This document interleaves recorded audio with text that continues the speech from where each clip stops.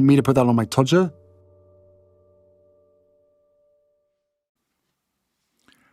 Harry's Wife 2.0. Narcissists are chameleons. There is no stable self.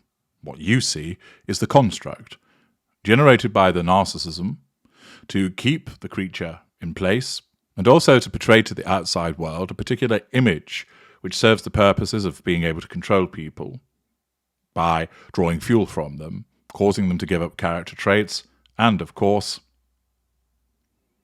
get their hands on those residual benefits. Accordingly, the narcissist may well be the corporate raider at work and the family man at home, the pinnacle of religious observance amongst the church community on a Sunday, Mr. Shaggerman with his mates when he's out on the lash, the class clown in certain instances, essentially morphing and shifting into whatever is needed. Sometimes those changes are more subtle.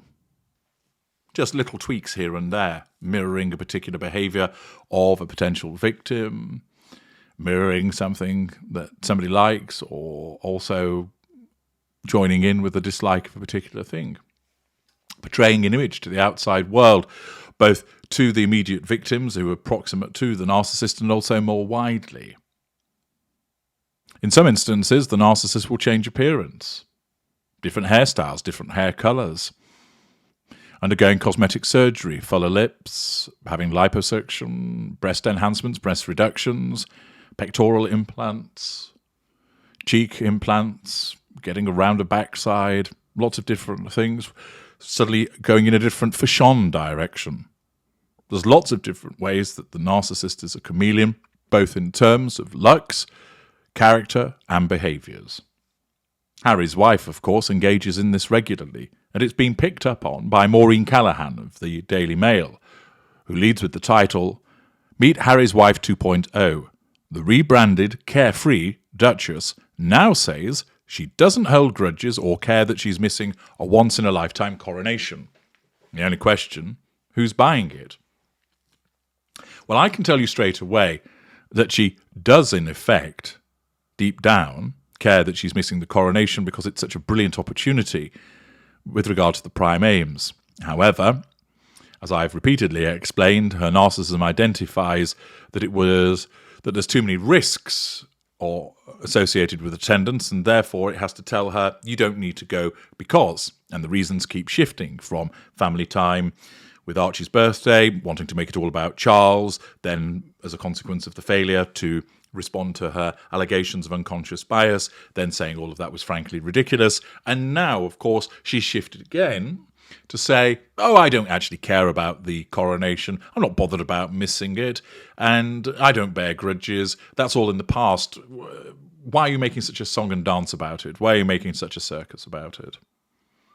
Maureen Callaghan writes, time for a new tactic. The Harry's Wife who bitched and moaned about every last slight, pity play, victim mentality, who took to multiple media platforms to insinuate the royals were racist, smearing, and didn't care that she was suicidal, and that Kate Middleton made her cry, that Harry's Wife is gone. Poof. Forget she ever existed. Compartmentalization. In her place is Harry's Wife 2.0. Easy, breezy, laissez-faire, cool as ice. What? You find this hard to believe? Well, just look at her on Monday, in her first speaking appearance this year, introducing a TED Talk, in all her soft focus glory via video, griges and pinks and glossy hair smiling away. Not enough. She and Harry were spotted later that night, snuggling at an NBA playoff game, the LA Lakers versus the Memphis Grizzlies, a kiss cam catching them on laughing, even, of course, if Harry's wife's well-placed arm kept Harry from leaning in and getting an actual kiss. Very public devaluation, see parts pass him. See?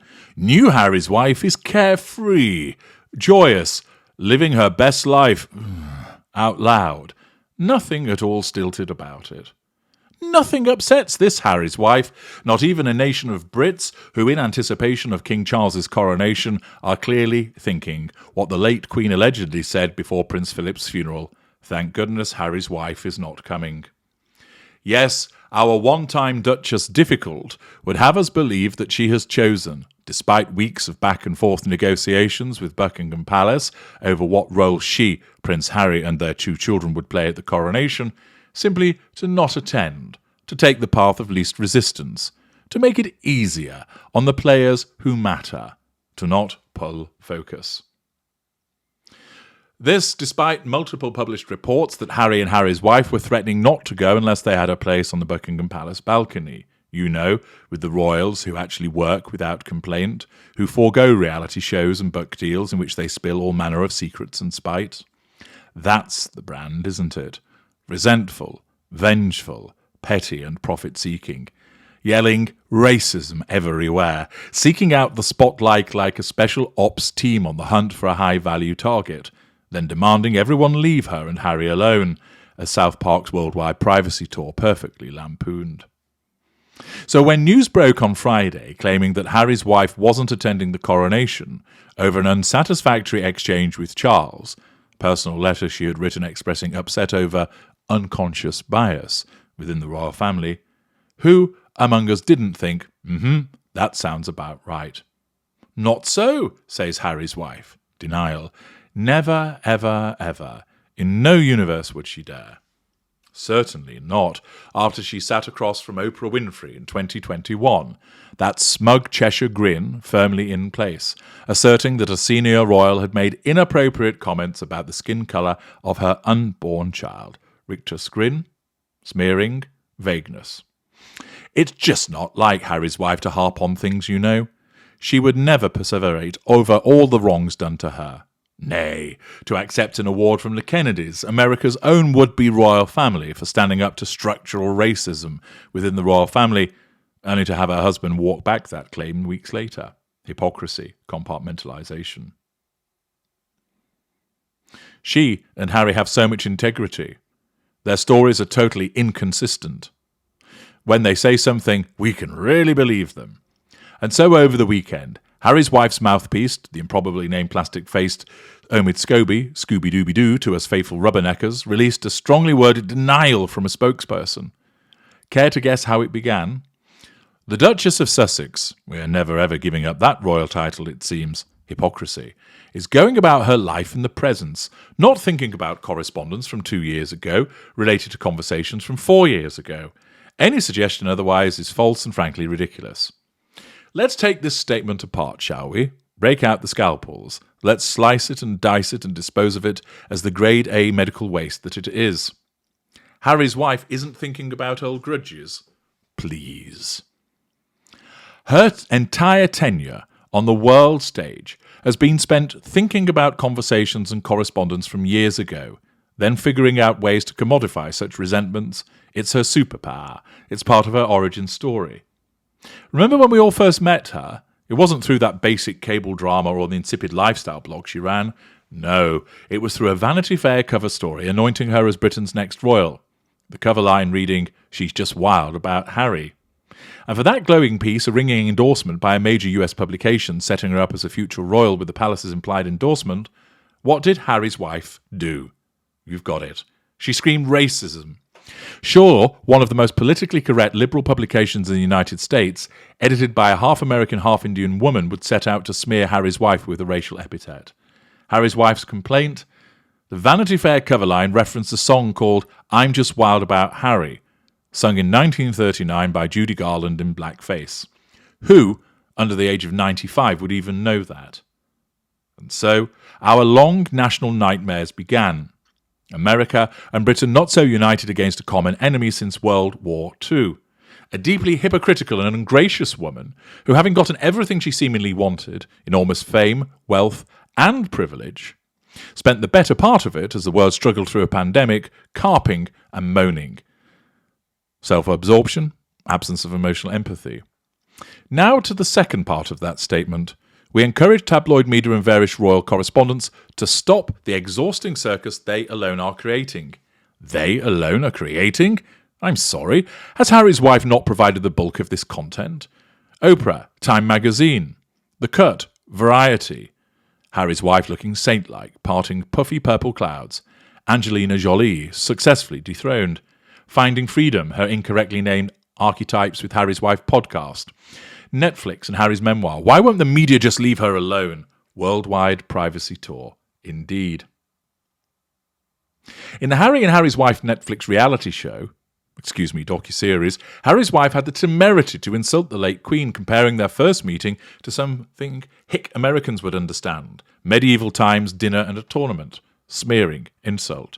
She then theatrically mocked what it was to curtsy Her Majesty, her pained husband looking on dumbly. This is a woman who takes the bite the hand that feeds you to new lows. Hypocrisy.